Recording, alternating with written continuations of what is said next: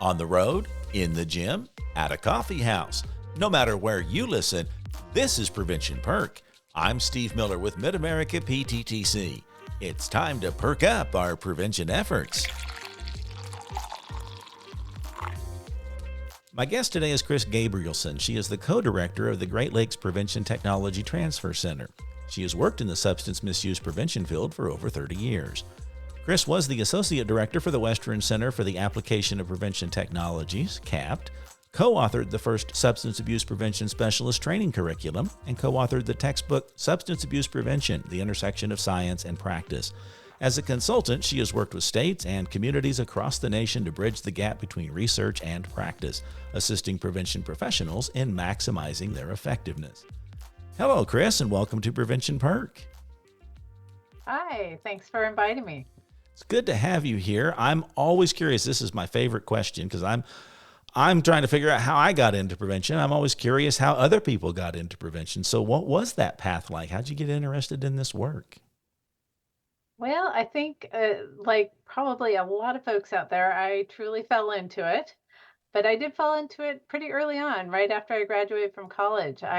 During my college years, I had an internship during the summers and not related to prevention at all. And once I graduated, I had a bachelor's degree in psychology and went back to my supervisor of my internship and said, "Hey, do you know anybody I can network with that I want to do something in prevention, social sciences, something kind of like that, as specific as that." And he made me a list of folks. And one of the people he had on there he said, "Oh, yeah, and I went to high school with this woman who, yeah, she does something over there with social services. I think it's something prevention." And lo and behold, she was the National Prevention Network representative for Washington State. So I went and met with her, just a networking kind of thing. And she said, "Well, I could hire you on for 3 months for the summer. We need some extra work done." And being a recent college grad, I'm like, "Great, 3 months of employment. That sounds great." So went in there, and it was with the Division of Alcohol and Substance Abuse for Washington State. At that time, I had a great time, loved it. Ended up leaving for that 3 months. The job was up, so I found another job for a year and something completely different. And then at the end of that year, I was wanting to do something else, and I was still in touch with my old supervisor and said, "Gosh, I want to do something else." She said, "Well, come back here." Another person in the unit was on rotation, so I went back there, and she said, "Well, we could hire you for another 6 months while that person's on rotation." I said, "Great," and that turned into 5 years. So it was one project after another. So anyway, I just truly fell into it. But prevention is definitely my passion, so I was lucky to land in the right place. You're listening to Prevention Perk. The funder of this project, along with all the other products of the Mid-America PTTC, is the Substance Abuse and Mental Health Services Administration. Although funded by SAMHSA, the content of this recording does not necessarily reflect the views of SAMHSA. Many factors influence a person's chance of developing a mental and/or substance use disorder. Effective prevention focuses on reducing those risk factors and strengthening protective factors that are most closely related to the problem being addressed. There is a link in our show notes to download a resource on this subject from SAMHSA. Well, Kris, when we decided to meet up and do this podcast, I had reached out to you about talking about a recent webinar you did on risk factors. And I think we should start out pretty simple because we never know who the audience is. Can you kind of describe exactly what are risk factors and why do we put an emphasis on understanding them for our prevention work? Well, as risk factors are simply the factors that are in our environment, in our lives, as well as so within our community, our families, our schools, peers, and our individuals, those factors that increase the likelihood of substance misuse. And we care about these because these are the mechanisms through which we can actually achieve prevention. That's the way that we can implement strategies to reduce, or I should say, by implementing strategies that reduce risk factors, that's as well as increasing protective factors, which we can talk about a little bit later.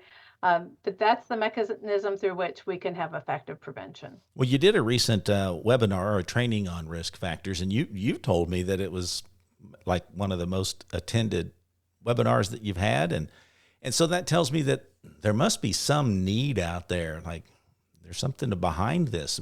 Do you think that there's a reason why this needs to be unpacked? Like why so many people are like, I need to know about risk factors. Yeah, it was great. We had really great attendance at the webinar, and I'm not quite sure what was all behind the large number of folks attending, but I think there are probably a few things going on. One is that we have a lot of new folks in prevention. So this is some base foundational knowledge that I believe every preventionist should have.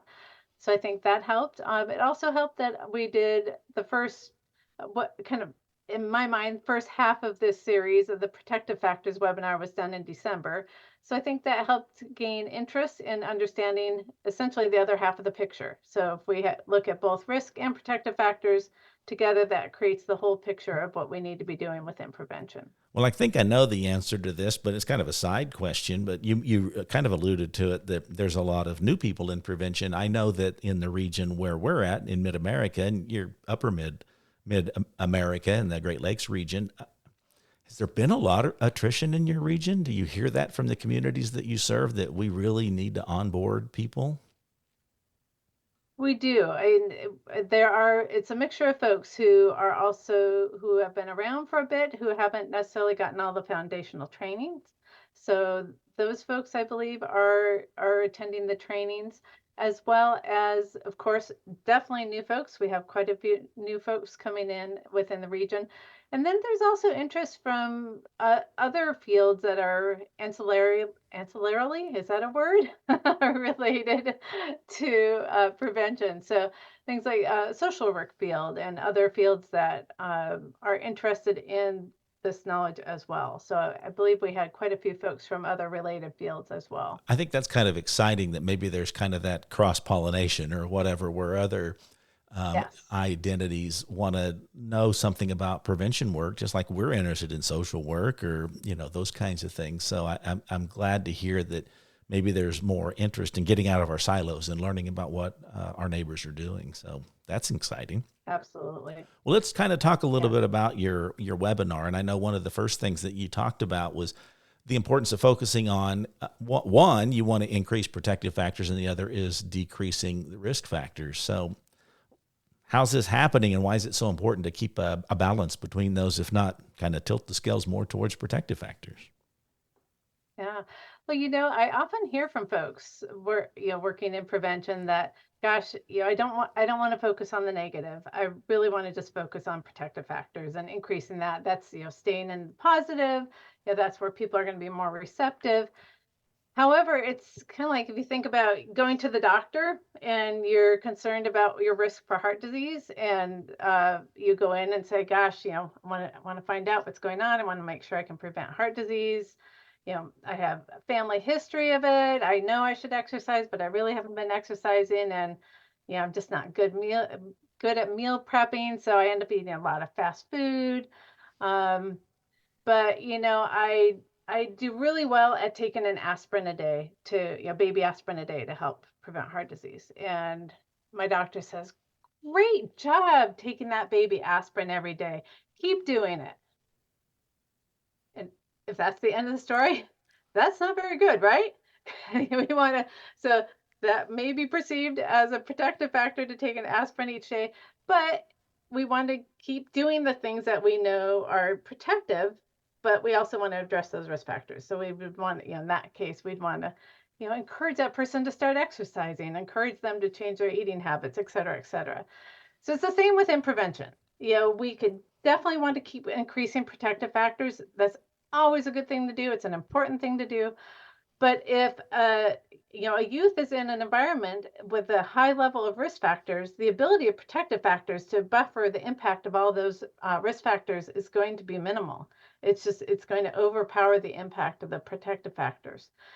So by both increasing protective factors as well as decreasing the risk factors as much as possible, by doing both, we're going to have the most effectiveness. I often talk to people about a future objective for prevention is where we could make prevention like a kitchen table conversation kind of topic. I mean, I'm old enough to remember when, like exercise and jogging and all of that was like becoming kind of a national awareness kind of thing. And people still today don't know you need to get out and exercise. It's so it's a long ways to go. But I don't know. I mean, I know people that have teachable moments with their kids and those kinds of things, but where it's not so stigmatized or where people don't feel so awkward talking about it. And you can't just do that through protective factors. You got to kind of talk about the good and the bad and say, this is why it's important for us to talk about this. So I don't know if we'll ever get to kitchen table conversations, but it'd be nice. I think absolutely. And I believe I talked about that some in the webinar where I give examples of my own life in terms of I have two boys who are 18 and 21 years old, and what I've done with them over the years of making sure that this was a topic of conversation since they were young enough to understand what I was even talking about. So, they know that addiction is with, we have family history of addiction. We, they know and understand, if you're hanging around peers, you're going to be more likely to use, in the, saying it in the language they understand. But, even now that they're both in college, we've had lots of discussions around the dinner table, around this that, that I know my younger one really wants to join a fraternity. And I know there are fraternities out there that are not as focused on drinking, but the ones in the environment in which he's in, they're very focused on drinking. And I said, you want to fund your own college, you can go do that. But if you want me to fund it, that's not going to happen because and we talked through the whole thing about what research shows, and they give me the roll the eyes and all that, but I know it's in there and I know it has sunk in because I've heard it come back in different ways and just hearing conversations between my sons and their friends. So I I think the more, you're absolutely right, the more we can get this to be a conversation that can happen easily between family members, between uh, not even just within families, but with those people who are role models for kids. That's just constantly something that could be not constantly, but intermittently interjected in and remind kids about it. I think that's extremely important. You're making me think. I grew up with a kid whose dad was in law enforcement, and that's a interesting dynamic, and this is an interesting dynamic, especially raising two boys. So, yeah, you get to be good cop, bad cop. You're listening to Prevention Perk. A podcast is like a breakout session from your daily routine. It's a unique way to perk up your prevention efforts. We'd like to hear from you. Please send your comment, topic, or guest suggestion to midamericapttc@gmail.com.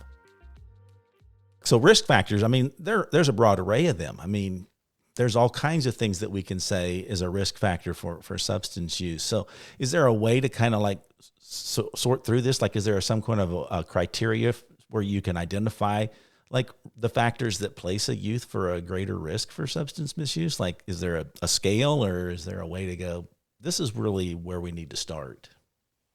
That's a great question because there are many, many lists of risk factors that exist out there, and not all are research based. And that's why during the webinar, I used the list from the Social Development Research Group out of University of Washington. They also were involved with Communities That Care project. And I use that list because it is research based, and their criteria for inclusion on that list were that these risk factors had to be shown through multiple studies, and the studies had to be longitudinal and predictive.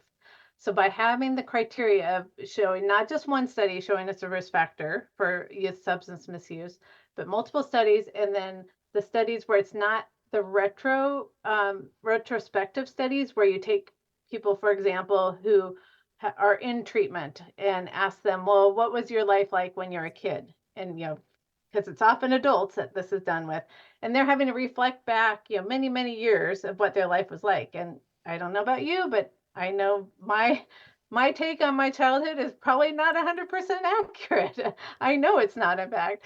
So the retrospective studies are not as accurate as if you do longitudinal and predictive over time of following kids over time. So by having those three criteria, we can feel very confident that these are in fact risk factors. So highly recommend that if you have a list of risk factors that you use, that folks, your listeners are using, that they look into what is the basis for which that list was created. What were the criteria? And it's interesting, Steve, and we always do the evaluations at the end of our webinars. And one of the things that was asked is, what was most helpful with the webinar? And something that many people commented on were that I included not only a list of what we know are risk factors, but I also included 3 things that are known through research to not be risk factors. And those things apparently were really surprising to them. So I don't know if you want me to share those with you, Yeah, that'd what be the 3 great. things Yeah. are. Okay. So the 3 things that have been shown through research to not be risk factors that I often hear people saying are risk factors are, first of all, boredom.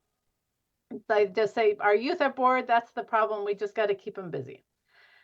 Well, the boredom in and of itself is not the risk factor. What is going on is if they're bored and they have risk factors in their environment, then when they're bored, they're going to be much more likely to misuse substances. So if they're hanging around friends who use and they're bored, they're going to be more likely to use. If they have families with favorable attitudes towards drug use, all these things that going on, what else is going on in their environment is what's going to impact that. So just trying to keep busy, keep kids busy is not an effective prevention strategy. We need to think about those other risk factors. So boredom is one that is not a risk factor. The second one is divorce. Often I see people saying because it's listed as an ACE, and that's the other thing we talked a little bit about. ACEs are not the equivalent of risk factors. Some overlap, some don't. But divorce is not a risk factor for substance misuse. And again, it goes back to what other things are going on within the family. Are there risk factors going on with the family, such as the high level, extreme level of family conflict? That's one of the risk factors known through research to be a risk factor for youth substance misuse.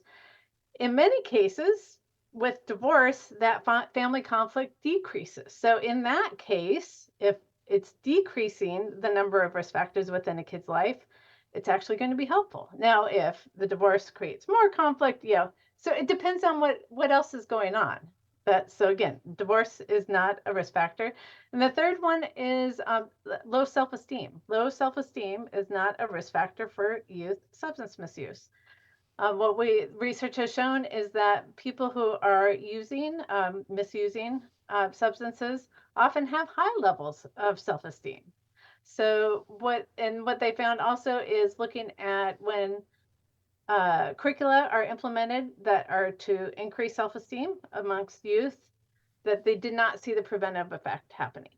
So that was one of those longitudinal studies where they implement the increasing the self-esteem kind of a curriculum, and then they did not see that impact on the level of substance misuse.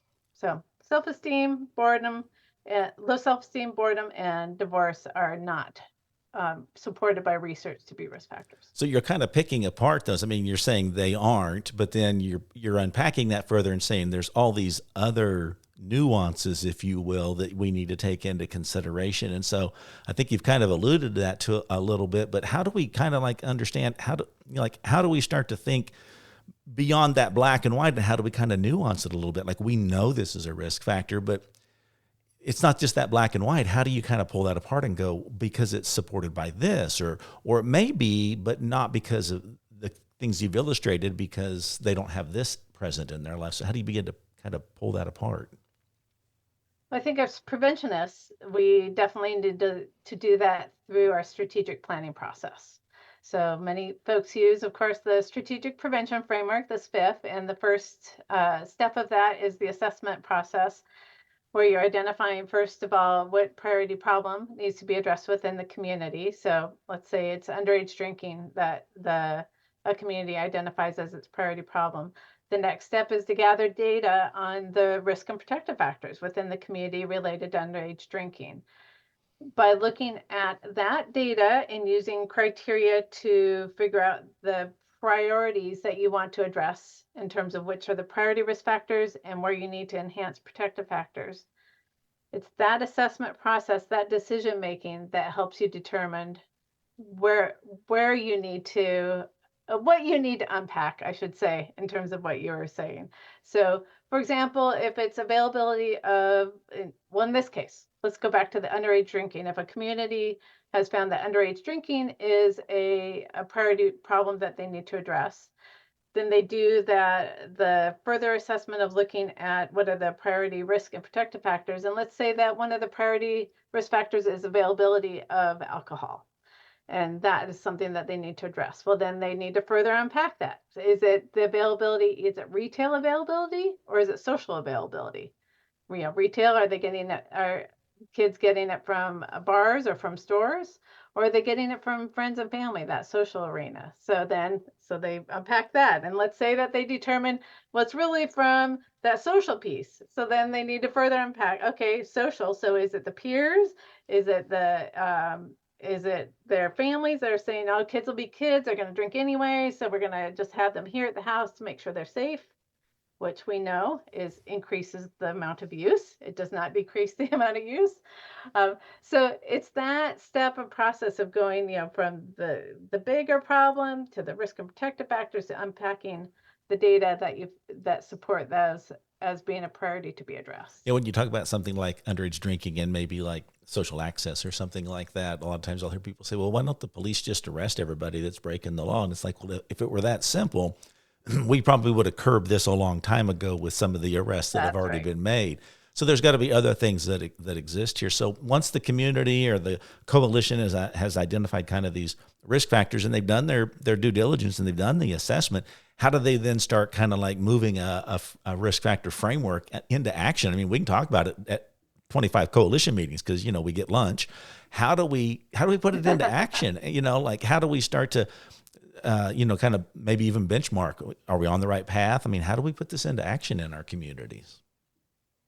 The next step is definitely, once you've unpacked it and you figured out what really needs to be addressed within the community, is to identify, ideally, an evidence-based prevention strategy that has been shown to be effective to reduce that risk factor and or enhance the protective factor. I often direct folks to a great resource that the Pacific Southwest Prevention Technology Transfer Center created that is a guide to online registries for effective evidence-based prevention programs. And it lists the different websites that are available that have great evidence-based information within them. And many of those different registries you can search by risk factor. So that would be ideal once you get to that point of, gosh, we need to see what's out there that would help us address this risk factor. So that would be my next step.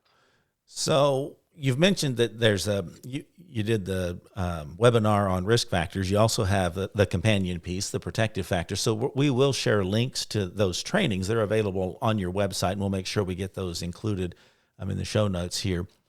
But then you talked about this resource that's been developed. Are you talking about you cited in your presentation, the Social Development Research Group? Can you talk a little bit about that? Or are you talking about when you talked about the group that the Pacific group implemented?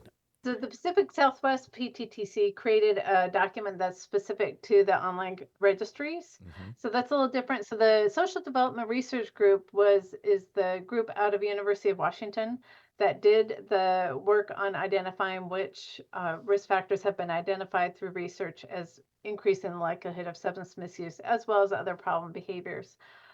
They're pioneers in this area. Hawkins and Catalano back in the early 90s published a seminal piece on risk factors at that point, and I believe they also talked about protective factors in that document. But they definitely have always had that lens of making sure that whatever was being put out there as risk factors were truly shown through research as being risk factors. So I rely on them greatly in terms of providing that information that I know I could trust, I guess is the best way to say it. Well, I think that's the way we should approach this. I mean, we're putting a lot of time, effort, and energy into this thing called prevention in our communities, and you can spend a lot of time kind of spinning your wheels. And if we're going to do all of that, we ought to look into what is really effective in communities. And that's not to say that just because it's effective in your region, it's going to be effective here, because there's those nuances that exist from community to community. But we got to spend some time researching that. In addition to the Social Development Research Group, do you have any other like resources that you might share with the audience? They could go or are they in your presentation and we want to send them there to learn more about it?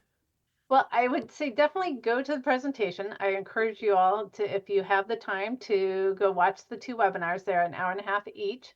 And with each of the webinars, from the website page, they can download a participant workbook. And in the participant workbook, there are different resources that are included that they can get additional information. So I encourage them to look through those, see what's helpful for you and your community. The other thing that came across my mind as you're talking is something that's been my soapbox for a while. And it's that we need to not only know as preventionists what strategies are effective. So in terms of that online registries document that I mentioned from the Pacific Southwest PTTC, but we also need to know what research has shown does not work. And what I found is that over the years, you mentioned that I've been in the field for over 30 years. For over these 30 years, we've been saying the same things about many strategies that we have known since the early 90s are not effective. We are still implementing in our communities today. And like you said, there is a small amount of money dedicated towards prevention, towards primary prevention. 4% of our federal drug demand reduction dollars go to prevention. So we need to harness those every dollar and use it to the best of our ability by not implementing strategies that we know don't work, and by implementing those that we know are effective. And there's an online course on what does not work in prevention through Healthy Knowledge. We also did a webinar on that if people want to look at that. So there are resources available for that as well. I think when you start talking about the things that we shouldn't be doing, I still go to conferences now. And while it's not quite as apparent as maybe it was 20 and 30 years ago, I still see a lot of people trying to implement scare tactics. And it just kind of makes me cringe. It's like, we all know that this doesn't work. We know it from being teens ourselves. You're listening to Prevention Perk. The Social Development Research Group is a recognized leader in the field of prevention. Their work is guided by the belief that many common behavior, health, and social problems can be prevented. They have studied the causes of these problems in childhood, adolescence, and adulthood, and their research has enriched lives, influenced policy, and strengthened communities across the United States and around the world. There's a link in our show notes to this valuable resource. Well, Kris, I appreciate you being here. I do like to save the last question for you to kind of be the sage on the stage. You know, you're the expert right now on risk and protective factors, if you will. Is there something that we didn't get to cover while we were talking, or is there an action you'd like the audience to take, something that they could think, say, or do after this conversation? I think in addition to, we've already mentioned various resources that are available. One I haven't mentioned yet is the Northwest Prevention Technology Transfer Center recently posted a self-paced online course through Healthy Knowledge on risk and protective factors. That's a fantastic course. So that's another way that if people don't enjoy watching webinars or recorded webinars and would rather get their information another way, highly encourage them to check out that online course. It's very well done, great information. My guest on this episode has been Kris Gabrielsen. You'll be able to find the links to connect with her resources in our show notes. Kris, thank you so much for being a guest on the Prevention Perk. Thanks so much, Steve. And thank you for listening to Prevention Perk, a podcast from Mid-America PTTC. To learn more about our innovations, visit pttcnetwork.org and look under your PTTC for the Mid-America link. Remember, prevention is better together, and together we are stronger.